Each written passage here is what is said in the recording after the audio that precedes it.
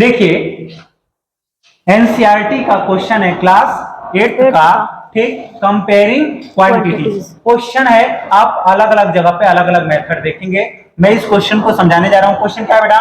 Arun bought a pair of skates at a sale where the discount give was 20% if the amount he pay is rupee 1,600.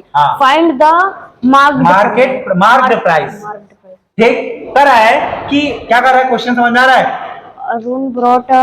Arun जो है खरीद रहा है pair of skates at the sale से खरीदा उसने, जहां पे सेल में क्या क्या मिल रहा है? 20% का डिस्काउंट मिला। तो अरुण ने अब 1600 रुपया दे दिया, उसको पे कर दिया। तो बताओ उसका मार्क्ड प्राइस कितना था?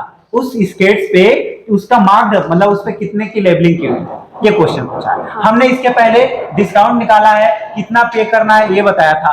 हमें केवल उसकी मार्क्ड प्राइस दी हुई थी, हमने डिस्काउंट निकाल के उसको पे कितना करना है वो बता चुके हैं। यहाँ पे हमने कितना पे किया वो बताया है। अब यहाँ पे डिस्काउंट बताना पड़ेगा और उसका मार्क्ड प्राइस बताना पड़ेगा। सीधे क्वेश्चन क्या हो गया? उल्टा। तो हम मान लेंगे, क्या मानेंगे कि let the marked price be X. Let the marked price be X. मान लिया हमने कि जो मार्क किया हुआ है वो क्या है? एक्स। हम 100 भी मान सकते थे, लेकिन उसमें थोड़ा सा इधर उधर का फर्क होता है, मुझे एक्स मानना इजी होता है। देखो इधर, अब हम क्या करेंगे? एक्स का ही डिस्काउंट निकालेंगे, किससे? 20% से। तो डिस्काउंट इक्वल टू क्या होगा? एक्स का ही तो 20% डिस्काउंट है, तो एक्स इंटू 20 अपॉन में 100, क्योंकि टोटल हमारा 20 था, मतलब एक्स रुपीज था, तो एक्स का 20% क्या जाएगा? ये देखो 21 जा 20, 25 जा 100, मतलब डिस्काउंट कितना हो रहा है? X upon 5 rupees. कितना हो गया डिस्काउंट? X upon 5 rupees. तो जाहिर सी बात हो कितना पे करेगा? पे बराबर कितना पे करेगा? टोटल हमारा एक्स रुपीज था मार्क्ड प्राइस, उसमें से डिस्काउंट हो गया एक्स अपॉन 5, तो इतना पे करेगा। और हमको ऑलरेडी जितना पे किया वो कितना दिया हुआ है? 1600। तो लिख सकते हैं 1600, क्योंकि इतना ही पे किया है, इसके इक्वल ही तो होगा। लिख सकते हैं। इसके नीचे 1 एलसीएम लेंगे, 5 और 1 का 5। अब ध्यान देना, उसके बाद 1 से 5 को डिवाइड करते हैं, 5 टाइम में जाएगा, तो हमको ऊपर मल्टीप्लाई करना होता है, तो क्या हो जाएगा? 5x। समझ में आ रहा है? नहीं समझ में आया तो इसे देखो, ऐसे क्रॉस मल्टीप्लाई कर दो। 5 into x 5x, 1 into x 1x या x लिख देंगे, और नीचे का नीचे मल्टीप्लाई करके लिख दिए, इक्वल टू 1600। 5x में से x जाएगा 4x अपॉन में 5 इक्वल टू 1600।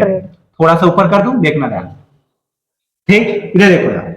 अब ये 5 को उधर भेज दूंगा, ठीक, तो क्या लिखूंगा? 4x इक्वल टू 1600 इंटू 5, क्योंकि इधर डिवाइड में था, उधर जाके मल्टीप्लाई में हो जाएगा।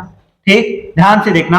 अब x इक्वल टू 4 क्या था? x के साथ मल्टीप्लाई में, इधर आके डिवाइड में, ये ऊपर का ऊपर वैसे ही रख जाएगा। 1600 इंटू 5, 1600 कर जाएगा कितने टाइम में? 4 टाइम में 400 हो जाएगा। क्या जाएगा यहाँ पे?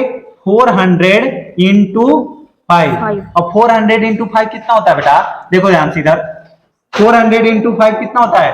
x इक्वल टू 4 5 जा 20, और 2 जीरो पीछे था, 2 जीरो बढ़ा देंगे, मतलब मार्क्ड प्राइस कितनी थी उसकी? 2000। लिख दो, क्या लिख दोगे? साइड में लिख देना उसका कि मार्क्ड, क्योंकि हमने x किसको माना था? मार्क्ड प्राइस को, तो इसीलिए हमारा मार्क्ड प्राइस क्या हो जाएगा? 2000। ठीक, समझ में आ गया? समझ में आया? अगर आपको समझ में आ गया हो, वीडियो को लाइक कर दे, चैनल को सब्सक्राइब कर दे, शेयर कर देंगे तो और अच्छी बात है। धन्यवाद।